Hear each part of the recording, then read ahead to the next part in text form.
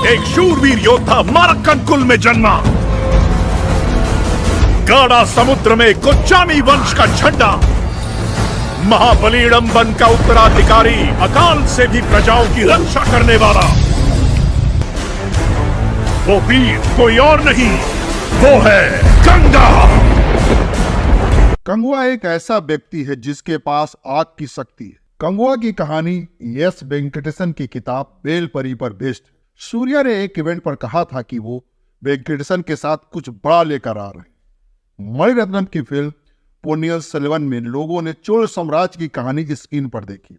अब कंगुआ में एक बार फिर से आज के तमिलनाडु, केरल, पांडिचेरी, लक्षद्वीप, आंध्र प्रदेश और कर्नाटक के दक्षिण हिस्सों को मिलाकर प्राचीन तमिल लोगों का क्षेत्र बनता है, जिसे तमिलकम कहा जाता है। तमिलकम के अधिकतर इलाके पर चोल, चेर या पांड्या में से एक का राज होता, पर इन्हीं के बीच परम्बोनाडु और उसके आसपास के इलाके पर एक छोटे राजवंश वेल्लीर का राज। तीनों बड़े साम्राज्यों से अच्छे रिश्ते की वजह से वेल्लीर राजा एक तरह से अपना स्वतंत्र राज्य चलाते थे। लेकिन जब चोल, चेर और पांड्या राजाओं में अपना साम्राज्य बढ़ाने की रेस छिड़ी तो इन आजाद वेल्लीर राजाओं पर भी हमले होने लगे। कुछ को मार दिया गया और कुछ का राज कब्जा कर लिया गया। लेकिन जब बात पहाड़ी राज परम्बू पर पहुंची तो वहां के राजा ने संधि समझौता करके किसी के अधीन होने के बजाय लड़ने का रास्ता चुना। इनका नाम था बेलपरी, जो करीब 300 खुशहाल गांव के सामंत थे। प्राचीन तमिल साहित्य का एक काव्य ग्रंथ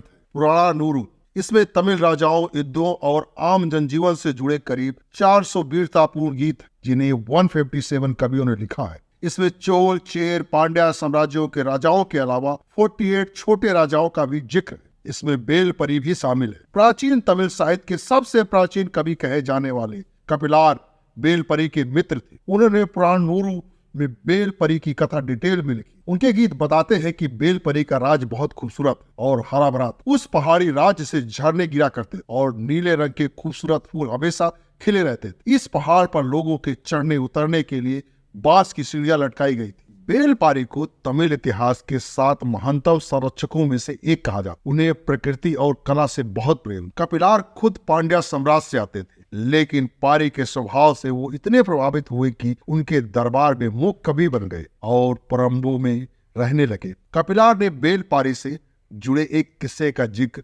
पुराणानुरु में किया है। एक बार कहीं जाते हुए पारी की नजर खूबसूरत फूलों वाली एक बेल पर पड़ी। किसी चीज का सहारा न मिलने से ये बेल बढ़ नहीं पा रही। पारी ने अपना रथ उस बेल के पास छोड़ दिया ताकि उसके सहारे वो बढ़ सके। लेकिन जब इन्हीं पारी का राज गिर गया तो दूत बनकर गए कपिलार ने लड़ने आए राजाओं के सामने अपने मित्र के बारे में बताते हुए कहा, हर एक पेड़ से तुम्हारे हाथी बंधे, तुम्हारे रथ पूरे मैदान में फैले हुए हैं, लेकिन तुम लड़कर उससे नहीं जीत सकते। वो तलवार के आगे नहीं झुकेगा। ऐसा हुआ भी।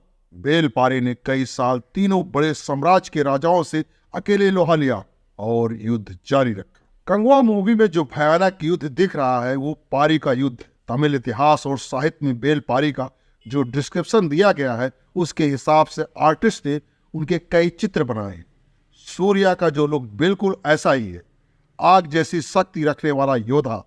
पारी की कहानी जितनी अद्भुत और वीरता से भरी है, उसे सूर्या स्क्रीन पर कितना जी पाते हैं ये तो फिल्म आने के बाद ही पता चलेगा। इस फिल्म को 10 भाषाओं में बनाया जा रहा है।